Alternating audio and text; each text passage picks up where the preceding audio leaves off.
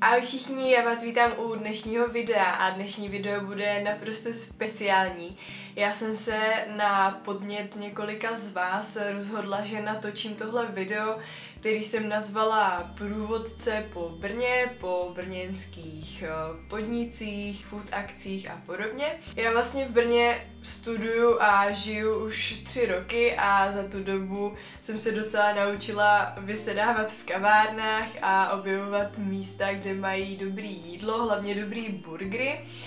Takže jsem potom po nějaké době začala na blogu tvořit rubriku, kterou jsem nazvala Places in Brno a právě jsem tam začala dávat tipy na kavárny a na burgerárny. Ale vy jste mi docela dost psali, že byste chtěli, abych o tom natočila video, takový nějaký celkový shrnutí a doporučení tady těchto míst, tak jsem se rozhodla, že teda v tomhle videu vám všechno prozradím a doporučím vám, který podniky a food akce v Brně stojí za to. Začnu teda kavárnama a ještě vás chci upozornit, že dole pod videem budete mít načasovaný úseky, kdy mluvím o určitým typu toho podniku. Pokud vás třeba nezajímá nějaký typ podniku, tak abyste nemuseli to video sledovat celé.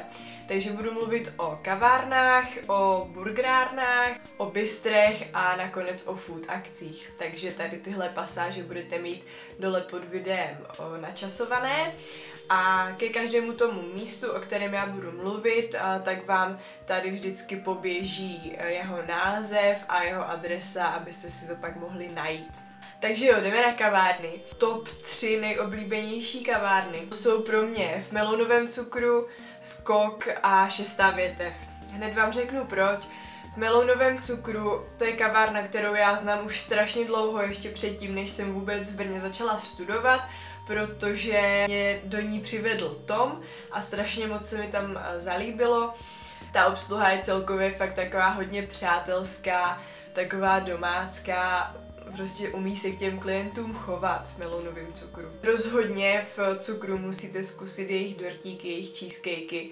Ony jsou sice hodně drahý, ten klínek stojí okolo 70 korun, ale fakt to za to stojí a aspoň jednou si tam ten dortík dejte. Skok mám strašně ráda kvůli tomu prostředí, kvůli tomu, jak ta kavárna vypadá, že to je takový minimalistický, jsou tam vlastně holí, bílý zdi a ze stropu visí žárovky. Moc se mi to líbí, fakt je mi to hodně blízký ten koncept.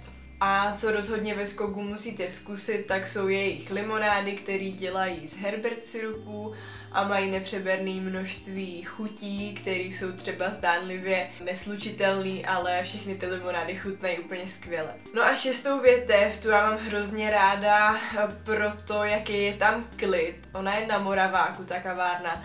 Je taková hodně maličká, útulná a strašně se mi líbí to prostředí, že tam máte stolečky takhle jakoby ve výklenku v té výloze, takže vy tam můžete klidně sedět, třeba pracovat, dělat si něco na notebooku a máte výhled vlastně do ulice, což se mi fakt hodně líbí. A co rozhodně v 6. větvi musíte zkusit, tak to je jakýkoliv kafe, protože k jakýmukoliv kafi vám dají takový perníček ve tvaru právě té 6. větve, takže to se mi moc líbí, že to koresponduje s tím jménem té kavárny. Tak a teď tu mám další hodně oblíbené kavárny, které jsem navštívila a ráda se tam vracím.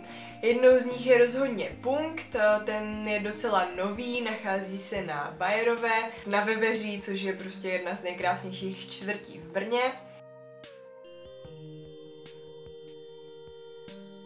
Ta se nachází u Měnínské brány a tahle kavárna je speciální v tom, že za prvé funguje i jako pekárna, takže vy tam klidně můžete přijít a nakoupit si různý pečivo na doma.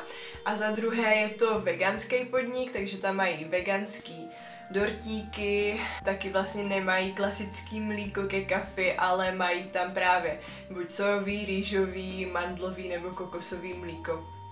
Já vůbec nejsem vegetarián nebo vegan, ale ráda jsem to zkusila a je to hrozně fajn, takže pokud třeba jste vegan a chyběla vám nějaká tahle kavárna, tak Charakter je určitě místo, kam si zajděte. Pak mám hodně ráda Fratelli, to se nachází, když jdete z Masaryčky směrem k Radnici v tom průchodu. To je kavárna, která je hodně jako Erasmus friendly a vždycky, když tam jdu, tak slyším partičky erasmáků nejspíš, jak se spolu baví anglicky. Takže pokud třeba v Brně jste na Erasmu, tak určitě doporučuji Fratelli. A mají tam třeba studentský úterky, kdy mají levnější kafe, takže to bych určitě doporučila. Další mojí oblíbenou kavárnou je Momenta, která se nachází na Zelňáku. Tam rozhodně musíte zkusit dortíky, protože oni si je pečou sami, vlastně pod tou kavárnou v podzemí, tak mají pekárnu a pečou si různý dortíky, pusinky, cookiesky, prostě všechno. Takže to rozhodně musíte zkusit v Momentě. Tady těmhle hodně oblíbeným kavárnám bych ještě přidala Coffee Bar Mimika, což je asi úplně nejnovější kavárna tady z těch všech. Nachází se na Lidické. Je to strašně sympatický podnik, teda aspoň pro mě. Mají nádherně udělanou podlahu i vlastně lavice a takhle z palet. Je tam obrovská police nebo skříň s knížkama. Mají to fakt moc hezky vyzdobený a peče pro ně děvče uplotny a holky z Future Sailors, takže ty dortičky taky rozhodně musíte zkusit, protože to je záruka kvality. No já jsem samozřejmě navštívila dalších spoustu kaváren, mám toho obchozeného fakt hodně v Brně, ale tohle jsou ty, které jako stojí za to a který bych vám chtěla doporučit. Já kdybych tu měla mluvit úplně o všech, tak to bude hodně dlouhý video. Ale k tady těm kavárnám já bych ještě chtěla zmínit takový speciální pouliční pojízdný coffee trucky, dejme tomu. Určitě všichni znáte Coffee, který je pro Brno naprosto typický. Myslím, že už mají nějakých 6 nebo 7 tady těch coffee trucků. Pokud chcete prostě coffee to go, tak do Coffee. Další podobný koncept tak je Basta Coffee, který najdete na Svoboďáku.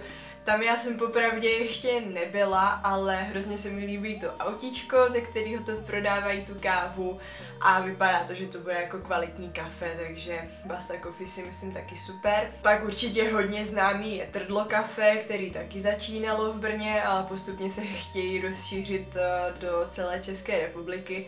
Samozřejmě, jak už název napovídá, tak tam prodávají trdelník a kávu a přes léto teda jedou ten Trdlo jogurt, což je mražený jogurt v trdelníku s různýma polevama a s ovocem. Tak, to by bylo všechno ke kavárnám a teď se přesuneme k bistrům. Tady úplně nemám jakoby stanovený top 3 nejlepší bystra, ale tak nějak všechny, co vám tu zmíním, tak stojí za to. Jako první bych chtěla mluvit o Fresh Fanatiku, který se nachází na Kounicové. Hrozně se mi líbí ta jejich výzdoba, mají úplně krásný barevný židličky, světla mají udělaný tak, že jim vlastně visí žárovka a kolem toho je takový plechový květináček z IKEA. No a přes léto si rozhodně musíte zajít k ním na zahrádku, protože tam mají stolečky, uprostřed nich je normálně tráva, prostě takový malinký trávníček uprostřed stolečku, což si myslím, že je úplně super. A jinak na jídlo tam mají různý piadíny, což jsou takový plněný jakoby placky. Polívky tam hodně dělají a mají různý freše a smoothiečka a taky mají hrozně dobrý limonády. To fakt musím doporučit, že ty jejich limonády jsou moc dobrý. Tak potom, když se řekne bistro, tak spoustu lidí napadne Bistro Soul, což je fakt jako hodně dobrý bistro, docela jako drahý, ale rozhodně to za to stojí. Vyhlášeným jídlem tady v tomhle bistru jsou rozhodně fish and chips. Já jsem zrovna tohle jídlo měla a fakt ho můžu doporučit, je to výborný. A Tom, když jsme tam byli, tak si dával sendvič s trhaným vepřovým masem a s červeným zelím a s hranolkama a to bylo taky úplně skvělý. Takže pokud chcete na nějaký takový rychlý, ale dobrý jídlo, tak rozhodně Bistro Soul můžu doporučit. Tak pak tu mám mikrofarmu, která je na Moraváku. Funguje to jako řeznictví, takže si tam můžete normálně koupit čerstvý maso, který je naprosto kvalitní. My když jsme si dělali párkrát domácí burgery, tak jsme si šli pro mletý maso právě sem. A můžete si tam koupit v jejich bistru právě i burgery nebo hotdogy a jezdí po různých food akcích, takže i tam si můžete u jejich stánku koupit jejich dobroty. Potom tu mám All in Fresh, což je bistro, který je přímo na České pod Hodinama. Přes léto tam mají domácí zmrzliny, které jsou veganský. Mají tam úplně výborný limonády a hlavně domácí ledový čaje, ty jsou fakt super. Dělají tam kafe a přes zimu dělají i hot dogy. Ty my jsme ochutnali na food parku, ale musím říct, že jako jsou docela drahý na to, kolik toho je, takže to je asi na každým z vás, jak to zvážíte. Potom tu mám vietnamský bagety, tam si prostě rozhodně musíte zajít, pokud vám je asijská kuchyně blízká. Je to teda na pekařské a dělají, jak už z názvu vyplývá, hlavně bagety s různými druhy masa, ale mají i vietnamskou polívku pho bo, a pak taky mají bun bonam bo. Tady ty dvě věci já jsem ještě neskoušela, ale Tom už obě dvě měl a říkal, že jsou úplně výborný, takže vietnamský bagety to rozhodně prostě musíte zkusit a vůbec to není ani tak drahý. Samozřejmě, co se týče té vietnamské kuchyně, tak můžete si zajet i na Olomouckou přímo na tržnici, ale ono je to docela z ruky a ty vietnamské bagety jsou takhle v centru, což je samozřejmě lepší a podle toho, co říkal Tom, tak jak pho, tak bun bonam bo mu ve vietnamských bagetách chutnalo víc než na olomoucké. Tak, pak tady ještě zmíním Laskominy od Mariny, což můžete znát skrz Marinin blog. Ona vlastně začínala jako foodblogerka a nedávno si otevřela svoje bistro, který se nachází na ulici Slovákova. Asi nejvyhlášenější je tady to bistro pro domácí chleba, který Marina peče, je fakt výborný. A jinak tam má i různý kiše, jiný jako dezerty, makronky a podobně. Pak když už jsme tady u toho sladkého, tak musím rozhodně zmínit cupcakárnu. Ta je na Svoboďáku a asi není nikdo v Brně, kdo by ji neznal a kdo by ty cupcakey neochutnal. Mně osobně úplně nejvíc chutná Red Velvet Cupcake a slaný karamel. To jsou fakt dva, za který bych dala ruku do ohně. Pak jsem sem zařadila ještě Proč ne bistro, který se nachází na Husové, směrem když jedete na Šilingrák. Tam já docela ráda chodím na teplou zapíkanou tortilu, která stojí 50 korun a úplně v pohodě vás zasytí. Další podnik, který dělá takhle zapečený tortily a dělá toho daleko víc, tak je Panos, který je na České, anebo potom v kampuse. Ještě jsem se zařadila teda Poupou, což je spíš takový fast food, který je přímo na Masaryčce. Mají tam extra levnou pizzu, jinak tam dělají lazaně, mají tam hranolky, palačinky tam mají, wafle a i různý freše a smoothiečka. Tváří se to jako takový zdravější fast food. Každopádně můžu to všecko doporučit. Ta pizza na to, kolik stojí, tak je fakt jako výborná. Když já řeknu o nějaké pizze, že je výborná, tak to fakt berte naprosto vážně, protože jak asi víte, tak jsem pracovala 2,5 roku v italské pizzerce, kde ta pizza fakt byla jako top, úplně nejlepší na světě. Takže já jsem na tu pizzu docela náročná, ale jak říkám, v tom Poupou na to, kolik stojí, tak je úplně super. Ještě bych v téhle kategorii, dejme tomu, chtěla zmínit pop-upy, které se objevily teď hodně přes léto v Brně. Za prvé je to Božský kopeček na zmrzlinu, což je takový autíčko cukrárny Tutti Frutti. Mají úplně luxusní zmrzlinu, fakt takový netypický příchutě, to rozhodně musíte zkusit. Teď už teda asi příští léto, ale fakt jako jo, to musíte. Potom, co je na zmrzliny úplně skvělý, tak je Praha v Brně, což se nachází na Husové u Moravské galerie. A tam dělají domácí nanuky, které jsou taky úplně skvělý. Pak co se týče těch pop-upů, tak taky na Husové vyrostl Blok, což je pop-up z Kogu, to je kavárny, kterou jsem zmiňovala na začátku. Je to vlastně takový bar, dělají tam teda kafe, mají tam pivo, ale hlavně koktejly. A další podobný takový pop-up tak byl přes léto na Svoboďáku a to byl zase pop-up baru, který neexistuje a jmenovalo se to Na Brno dobrý.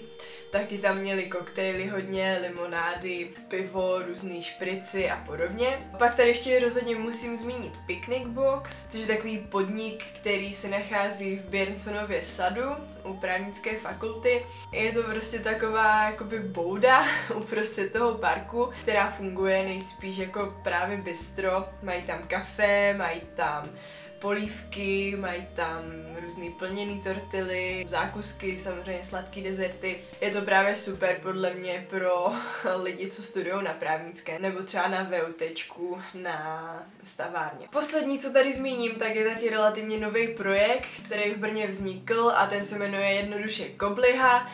Konečně je prostě v Brně něco s dounatama a s koblihama, protože to si myslím, že tady strašně moc chybělo.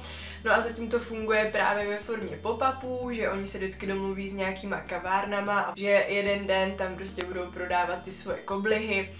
Jsou výborný, jsou samozřejmě dražší, stojí okolo 50 korun, ale fakt to za to stojí.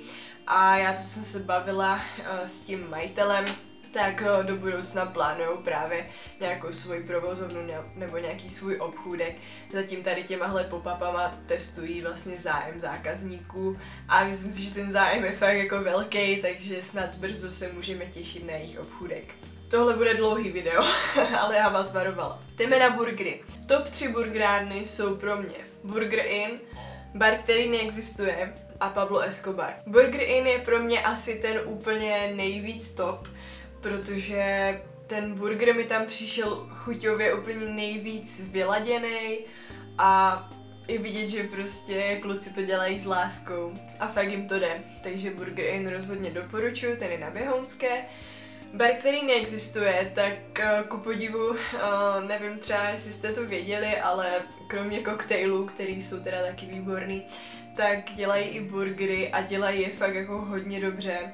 Mají tam skvělý hranolky, ten burger je úplně výborný, je za 150 korun, což na ostatní ceny baru, který neexistuje, je fakt úplně super. Takže pokud si do baru půjdete někdy na koktejl, tak zkuste i burger. Dělají i takový malinký slideřík, který stojí myslím 60 korun a je fakt jako hrozně roztomilej, tak aspoň tak na chuť ho zkuste. No a v Pablo Escobaru se nám taky hrozně líbilo, taky to bylo všechno strašně fajn. Každých 14 dní tam dělají nějaký speciální burger, to vždycky se dozvíte na Facebooku nebo na Instagramu. Akorát poslední dobou mi vůbec není sympatický to, že Pablo Escobar se vrhl i do vyrábění různých čokoládových pralinek a zmrzliny a já nevím čeho všeho. Podle mě by se měli držet prostě jednoho konceptu a pak by měli zůstat jako u těch burgerů a u těch koktejlů, co tam jako měli doposud. A ne se vrhat do takových věcí, nevím no, ale pořád prostě ty burgery jsou tam skvělý. Tak a další hodně oblíbený restaurace, které jsme s Tomem navštívili a kde nám ty burgery chutnaly, tak jsou teda Úvozna, potom Mikrofarma, o které už jsem mluvila v té části s bistrama, potom nám chutnalo hodně v Lloyd's, taky v Immigrant pubu. Docela dobrý ten burger byl i ve Faustovi, ale tam jsme teda chutnali nějaký speciální se 3 druhama slaniny. A my slaninu úplně zbožňujeme, takže ten byl fakt jako skvělej. Jinak si myslím, že ty ostatní burgery nebudou zas tolik jako stát za to. Pak bych tady chtěla zmínit ještě Pivní dveře, což bych spíš zařadila do té kategorie jako hospod a pivnic. Ale ty burgery na to, kolik tam stojí, tak jsou jako fajn. Nešla bych tam rozhodně jenom na burger, jako na oběd nebo na večeři, ale jako takový doplněk k pivu, když si jdete sednout s kamarádama, tak je to fajn. Tak teď se vrhneme na hospody a na bary, což je samozřejmě věc, kterou studenti v Brně hodně vyhledávají, takže to tady v tomhle videu nesmí chybět. Ale tohle já tady jenom tak proletím, k tomu nebudu nic moc navíc říkat, protože každý má samozřejmě rád jiný pivo. Takže co stojí za to, tak je Dřevěný orel, Dřevěný vlk, potom rozhodně na Stojáka, tam mají podle mě asi fakt nejlepší pivo v Brně. A rozhodně si tam musíte zajít přes léto, kdy to Jakubský náměstí fakt jako žije. To je prostě něco unikátního podle mě. Potom mají dobrý pivo ve Varně, v Mamutovi, tam si dokonce můžete natočit vlastní pivo, máte vlastně pípu uprostřed stolu a normálně si točíte vlastní pivo a můžete soutěžit s ostatníma stolama. Pak pivní dveře, které už jsem zmiňovala u těch burgerů. Pivní burza, kde já jsem osobně ještě nebyla, ale funguje to tam tak, že některý pivo může stát úplně pár korun, anebo úplně strašně moc set korun. Funguje to normálně jak burza. Potom cokoliv, co má v názvu růže, ať už to jsou 4 růže, modrá růže, železná růže a podobně. Tam ty piva fakt jako stojí za to a navíc mají pivní slámu, což je taky naprostá brněnská specialita. Fakt jako nikde jinde ji nenajdete. A jsou to v podstatě jako chlebové topinky, které jsou ofritovaný a pomazaný česnekem a k tomu pivu je to úplně skvělé jídlo a to fakt musíte zkusit. Potom je fajn i pivní opice u dřevěného sudu, což je hospůdka, která myslím si, že není jako vůbec známá, ale je to docela škoda, protože tam mají takový malý neznámý pivovárky a mají tam teď hodně i ty IPy a APy, které jsou hrozně populární poslední dobou. Pak rozhodně lokál, ten je i v Praze, mají tam tankovou Plzeň, která je prostě výborná, sice drahá, ale výborná. Potom určitě pivovar Lucky Bastard, což je brněnský pivovar, já jsem tam teda jako nebyla, pivo jsem měla někde jinde točený i lahvový, fakt skvělý, to prostě musíte zkusit. Další pivovar, co je hodně známý v Brně, tak je Pegas. My jsme tam docela ze začátku chodili, ale nepřijde mi, že by přicházeli s nějakýma novinkama nebo tak už nás to docela omrzelo, ale určitě pro někoho, kdo je v Brně na návštěvu nebo tak si myslím, že by to mohlo být atraktivní. To by bylo k hospodám nebo k pivnicím. Teď tu mám 2 bary, které stojí za to a oba dva vlastně patří stejnému majiteli a je to klasický bar, který neexistuje a Super Panda Cirkus. Bar, který neexistuje, to je už prostě pojem. Je braný jako úplně nejlepší bar v České republice a kdokoliv prostě přijede za mnou do Brna, tak ho do baru beru. No a Super Panda Cirkus je vlastně druhý podnik baru, který neexistuje. Super, že nemají vlastně nějak označený vstup, nějak se nesnaží propagovat ten podnik, ale stejně je tam vždycky úplně plno. Mají strašně originální to menu vždycky, i všechny ty drinky, to je fakt jako zážitek. Ty drinky jak v baru, tak v Pandě, tak jsou jako drahý, jo. Ten drink stojí okolo 150 korun, úplně v pohodě. Ale prostě pro ten zážitek, tak to jako musíte zkusit. Tak a teď tak nějak přejdeme k food akcím. Pokud jste čekali, že tady budu zmiňovat ještě nějaké jako další restaurace, tak úplně ne, protože my když už jdeme na jídlo, tak jdeme většinou jako na burger. Protože nevím, ty restaurace nějak jako moc nevyhledáváme, takže bych vám ani moc toho doporučit nemohla.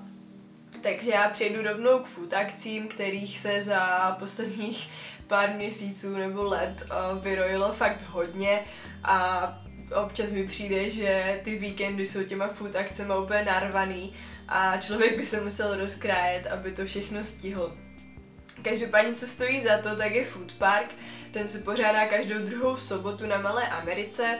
Je to takovej, dejme tomu, trh s regionálníma potravinama. Vždycky je zaměřený na něco jiného ten Food Park, mají takový různý témata a střídají se tam hodně i ti prodejci, samozřejmě. Takový to jádro je pořád stejný, ale jinak se to docela střídá. Myslím si, že kdybyste tam chodili fakt každou tu druhou sobotu, tak vás to asi omrzí, ale jednou za čas si tam zajít je fajn. Další food akce, co stojí za to, tak to jsou trhy jako Brno, které se pořádají tak zhruba jednou do měsíce u Vaňkovky. Taky to jsou tematické akce, vždycky jsou na něco zaměřený. Musím říct, že ty burgerové trhy, tak ty fakt jako stojí za to, tam jsme byli vždycky strašně moc spokojení, ale třeba ty s asijskou tématikou nás hodně zklamaly, tam jako fakt nebylo skoro vůbec nic asijského, takže to fakt stálo za prd, ale jak říkám, ty burgerový rozhodně doporučuju. Potom, co se koná tak nějak pravidelně, tak je Koloniál. ten se pořádá pod záštitou Flédy, bývá myslím, že 2krát do roka, vždycky někdy na podzim a na jaře. A je to teda trh nebo festival nejen s jídlem, koupíte tam i spoustu dalších různých věcí. Tak a pak už tu mám jenom pár akcí, které tak jako rychle zmíním. Určitě jsou fajn Restaurant Days v Picnic Boxu, o kterým jsem se zmiňovala před chviličkou. Je to v podstatě takové jako piknik vždycky venku nebo food festival, kde jsou taky různí výrobci a prodejci, takže tam si určitě přijde na svý každej. Potom, co bylo teďkom v létě poprvé v Brně, tak byl Bosch Fresh Festival, nebo to možná bylo ještě na jaře, někdy v květnu. Každopádně letos to bylo v Brně poprvé a určitě se těším, až to bude i příští rok. Pro studenty je tam vstup zdarma, což je úplně skvělý. Je to teda na riviéře na koupališti a jsou tam různý workshopy, třeba s Polreichem, takže jsem viděla konečně naživo Zdeňka Polreicha. A jsou tam samozřejmě stánky s jídlem, kde si můžete koupit různé dobroty. Pak, co je docela oblíbený, tak jsou slavnosti moře na Slovaňáku, který pořádá Bistro Ocean 48. Akorát posledně mi nebylo vůbec sympatický, že tam zavedli takový ty platební náramky, to já prostě nemám ráda, když se tam zavádí nějaká festivalová měna a náramky a podobně. Já jako chápu, proč se to dělá, ale já nevím, prostě placení penězama je podle mě pořád jako nejlepší, aspoň pro mě. Poslední, co tady zmíním, tak je Spielberg Food Festival, kde já jsem taky ještě pořád nebyla, protože jo, jako ten vstup stojí třeba tak 400, 500 na ten den, ale jako co jsem slyšela, tak aspoň jednou za život by si tam člověk měl zajít. Je to vlastně, myslím, že dvoudenní akce, vždycky to bývá v pátek, v sobotu, někdy v červenci, takže doufám, že třeba příští léto mi to konečně vyjde. Takže jo, tohle by bylo z tohohle videa naprosto všechno. Mohla bych tu samozřejmě zmínit ještě daleko víc věcí, víc kategorií, víc podniků, ale to už bychom tu byli fakt hrozně dlouho. Já myslím, že takhle to úplně stačí. Přijde mi to fakt jako takovej komplexní průvodce jídlem po Brně. Takže já jídlo naprosto miluju. Jídlo a pití, teda ať nediskriminuju kavárny a tak. Myslím si, že fakt jako mám toho obchozenýho hodně, takže docela jako vám můžu takhle poradit. Doufám, že jste ocenili i ty anglické titulky, které já jsem k tomuhle videu připravila.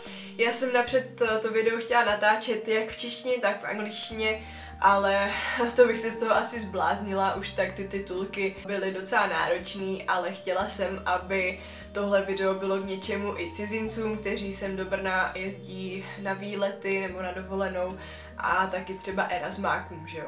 Pokud se vám tohle video líbilo, tak mu dejte like.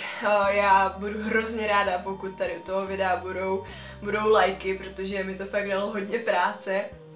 No a pokud máte radši spíš psanou podobu a chcete vidět nějaký fotky, tak já vám dolů pod video nalinkuju odkazy na všechny články, které jsem napsala o kavárnách a burgerárnách na blogu. Dejte mi vědět, kdo jste z Brna, jestli se mnou v něčem aspoň souhlasíte, jestli pro mě máte nějaký další tipy, co bych měla navštívit, co stojí za to.